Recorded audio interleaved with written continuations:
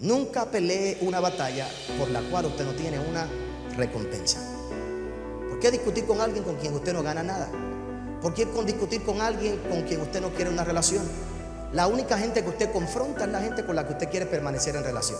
Dios no quiere que tú seas un hotel donde la gente entra y sale y solo pernocta. Dios no quiere entrar y salir de tu vida. Dios quiere que tú seas una habitación permanente. A mí me gustaba mucho el box, pero dejé de verlo literalmente porque eran a las 12 de la noche, a las 1 de la mañana, que uno terminaba, al otro día había que predicar. Más también me molesté con la mitad de los miembros de mi iglesia que al otro día no iban al culto, y la ofrenda a veces bajaba porque pagaban el pay-per-view. Y entonces lo menos que yo esperaba es que si pagas el pay-per-view el día anterior, la ofrenda tiene que ser por lo menos igual el domingo, ¿verdad? Entonces no podemos negociar una cosa con la otra. Yo creo que todos los que estamos aquí de alguna manera u otra recordamos alguna de esas peleas clásicas que en nuestra historia marcó nuestras vidas, ¿verdad? Digo marcó nuestras vidas porque las vimos. En Puerto Rico somos fanáticos del box y tenemos grandes héroes. Los mexicanos también tienen grandes héroes.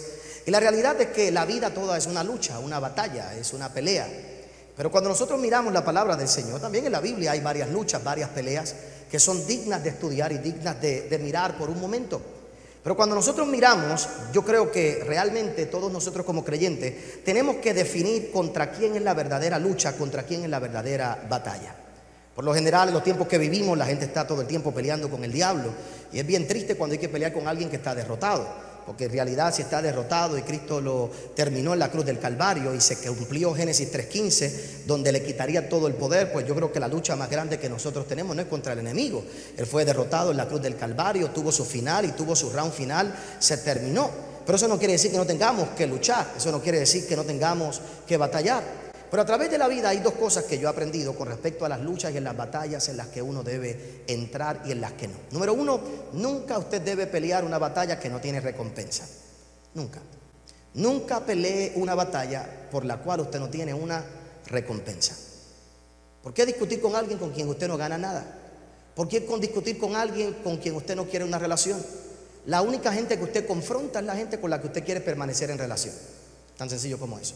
Si yo no quiero una relación con alguien, sigue mi camino, sigue tu camino, sigue hacia adelante. Y es mejor en esos momentos ser como el torero. ¡Ole! Y a veces uno piensa, pastor, pero ¿dónde está mi orgullo como persona? ¿Dónde está mi orgullo como cristiano? ¿Cómo me pongo yo en mi lugar? ¿Cómo yo establezco si no me voy a dejar pisotear? Nunca entres en una batalla que no tiene recompensa ninguna. Nunca gastes tus fuerzas en eso. Número dos, cuando vamos a hablar de peleas y de batallas, nosotros tenemos que entender que la batalla más grande del ser humano y de cada uno de nosotros no es contra ni el enemigo ni es contra el mundo, es contra nosotros mismos. Todos nosotros día a día tenemos que batallar con nuestras actitudes, con nuestros pensamientos, con nuestra forma de ser. Tenemos que luchar con nosotros mismos. Y el que logre ganar esa batalla es el que realmente podrá vivir en plenitud todos los días de su vida. En esta noche, en unos minutos, yo quiero llevarte a una de las batallas más importantes de la historia, la batalla de Jacob con el ángel, y que podamos ver un detalle muy interesante en el día de hoy de lo que esa historia representa para cada uno de nosotros. ¿Por qué esa historia en el día de hoy? Usted está tomando el sexto mensaje de toda una serie de 10 mensajes. En Puerto Rico comenzamos la semana pasada explicando varias cosas que yo quiero dar de 3 puntos para mostrarte esa historia en el día de hoy y sepas cómo encaja todo. Número uno, yo quiero aclarar que no vamos a ver estas historias ni las vamos a mirar de manera observando lo que es el aspecto de la redención de Cristo en estas historias. Me explico. Todas las historias del Antiguo Testamento apuntan a la obra redentora de Cristo. Cuando nosotros miramos los encuentros de Dios con el hombre y con los hombres, todos eran una demostración de lo que Dios iba a hacer en el futuro cuando Cristo viniera y muriera en la cruz del Calvario. Nosotros en esta serie de mensajes no vamos a tocar ese aspecto, pero hago la aclaración para aquellos que siempre me ven y me critican, que sepan que yo entiendo que lo más importante de esos mensajes en un momento dado es mirar cómo todo eso demuestra la obra de lo que Cristo iba a hacer. Por ejemplo, cuando Abraham iba a sacrificar a Isaac, era simbolizando el sacrificio de nuestro Señor Jesucristo. Lo mismo cuando miramos la batalla de Jacob con el ángel, hay una simbología detrás de todo eso que apuntan a la obra profética de nuestro Señor. Número uno. Número dos, yo quiero que sepamos todos los que estamos aquí que en estas primeras historias hablamos o usamos el concepto de visita. de visitar, cuando Dios visitó a ciertos hombres, cuando Dios visitó a ciertas personas. Y yo sé también que en realidad el deseo de Dios no es visitar. Dios no quiere que tú seas un hotel donde la gente entra y sale y solo pernocta.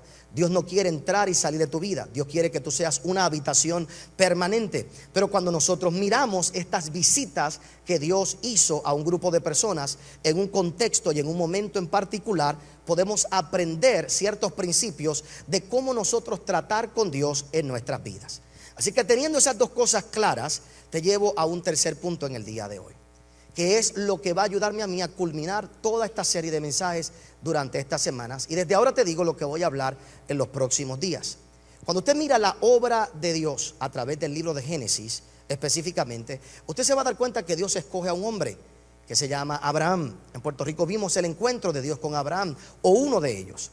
Vimos el encuentro específicamente donde Dios también va a buscar a Sara, porque hay un momento donde los ángeles van a buscar a Sara para que Sara oiga lo que Abraham había escuchado solo de parte de Dios. Sara no había creído lo que Abraham había oído de Dios, así que Dios tiene que aparecérsele en la tienda, y por quien pregunta es por Sara, porque la que tenía que oír el mensaje en aquella ocasión era Sara. Tu familia tiene que oír lo que tú has oído de parte de Dios. Así que Dios se encuentra con Abraham, se encuentra con Sara y luego se le aparece a Isaac.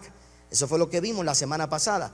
Esos tres encuentros. Dios se le encuentra a Abraham, se le encuentra con Sara, se encuentra con Isaac.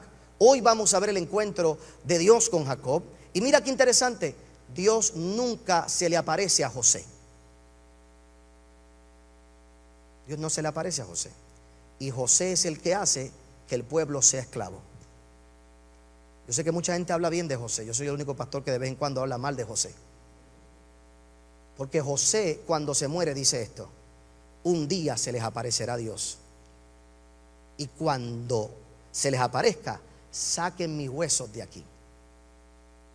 Ponte a pensar en eso. ¿Por qué no se te apareció a ti? ¿Por qué no sacaste tú al pueblo de Israel de Egipto? ¿Por qué los acostumbraste a vivir por 400 años bajo un sistema que no tenían que vivir? Y la esperanza de José es que algún día Dios se le aparecería. Y entonces se tiene que aparecer Dios a Moisés.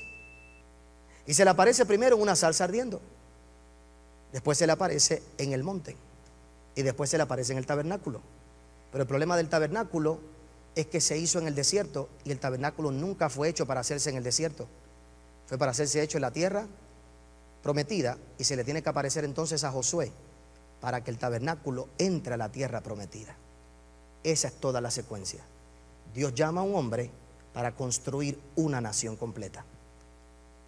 El problema es que hoy en la sociedad queremos los cristianos cambiar la nación sin cambiar primero un hombre. Y hasta que uno no tenga un encuentro con la presencia de Dios y vaya creciendo en su vida, nunca veremos la transformación de una nación completa.